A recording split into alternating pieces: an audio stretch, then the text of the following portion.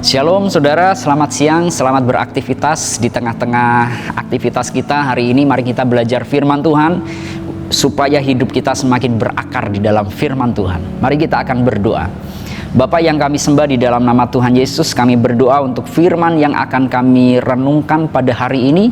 Berikan kami hikmat pengertian yang daripada Tuhan, supaya firman-Mu bisa kami mengerti dan kami bisa menerapkannya di dalam hidup kami. Terima kasih Bapa, di dalam nama Tuhan Yesus kami telah berdoa dan bersyukur. Amin. Saudara, hari ini kita akan belajar dari Kejadian pasal 39 ayat yang pertama. Masih mengulas tentang pribadi yang bernama Yusuf. Kita akan belajar kenapa Tuhan begitu memberkati pribadi ini, kenapa Tuhan begitu berkenan kepada Yusuf, dan kenapa Yusuf bisa meraih level tertinggi di dalam kehidupannya. Nah, mari kita akan belajar di dalam Kejadian pasal 39 ayat yang pertama. Alkitab berkata, adapun Yusuf telah dibawa ke Mesir, dan Potifar seorang Mesir, pegawai istana Firaun, kepala pengawal raja, membeli dia dari tangan orang Ismail yang telah membawa dia ke situ. Nah saudara, di ayat ini menjelaskan perjalanan bagaimana Yusuf bisa masuk ke Mesir. Menariknya, kronologi ceritanya, kenapa Yusuf bisa masuk ke Mesir dan bisa bekerja di rumah seorang pegawai pengawal raja. Jadi ceritanya waktu itu Yusuf itu dijual saudara-saudaranya ke orang Ismail, saudara. Kemudian Alkitab tidak memberikan berapa lama keterangan waktu Yusuf bekerja menjadi budak bagi orang Ismail, tetapi setelah sekian lamanya orang Ismail ini mempromosikan Yusuf ke kepala pengawal raja yang bernama Potifar. Potifar ini seorang kepala pengawal raja Firaun. Jadi orang Ismail ini sudah melihat kinerja Yusuf yang bagus. Kenapa bagus? Kenapa saya katakan bagus? Karena orang Ismail ini mempromosikan, menjual Yusuf kepada Potifar, salah seorang pejabat Firaun. Kemudian orang Ismail ini menjual Yusuf ke Potifar, dan Potifar membelinya.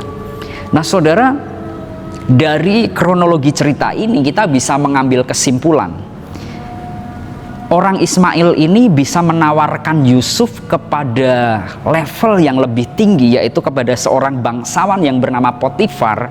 Berarti Yusuf ini punya kinerja yang bagus. Karena tidak mungkin ada seorang budak yang kualitas kerjanya itu jelek ditawarkan kepada seorang pejabat negara, saudara.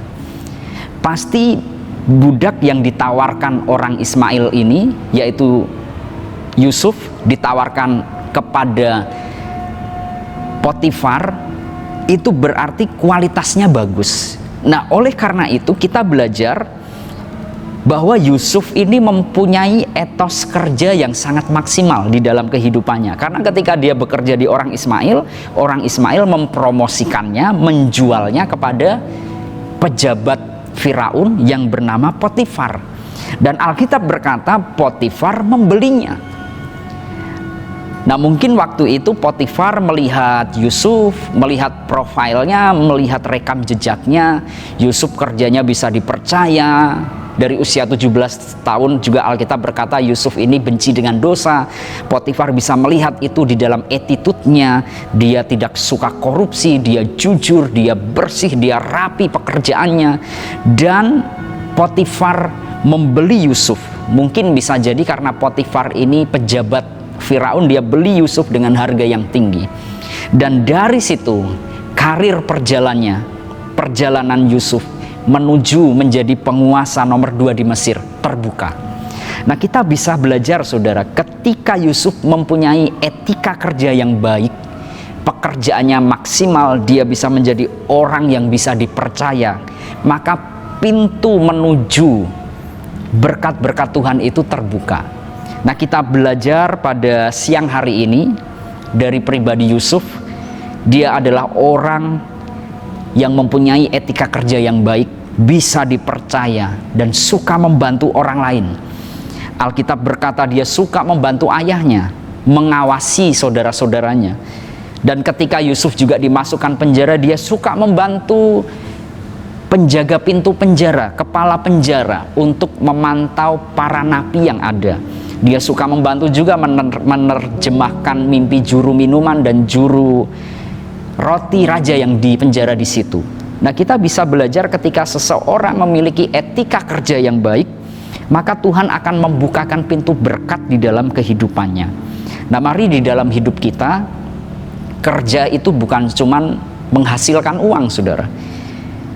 Ketika kita bekerja, kita sedang membuka pintu Tuhan untuk kita masuk di dalam berkat-berkat Tuhan.